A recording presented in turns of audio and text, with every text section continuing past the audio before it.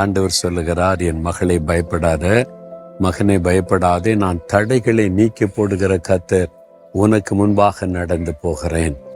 ஆண்டவர் இந்த மாதத்தில் உங்களுடைய தடைகளை எல்லாம் உடைத்தெறிந்து காரியங்களை வாய்க்க பண்ண போகிறார்.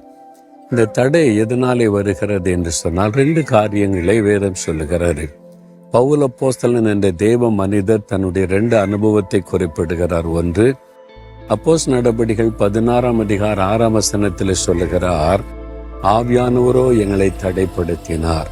அப்போ கர்த்தரால் உண்டாகிற தடைகள் கூட நம்முடைய வாழ்க்கையில உண்டு. ஆண்டவர் சில காரியத்தை தடுக்கும் பொழுது அது நன்மைக்கு ஏதுவாக இருக்கும். ஏற்ற காலத்திலே வழி திறக்கப்படும்.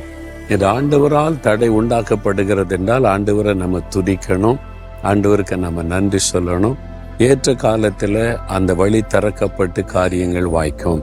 அதே மாதிரி 1 தெசலோனிக்கேயர் 2ஆம் அதிகாரத்தில்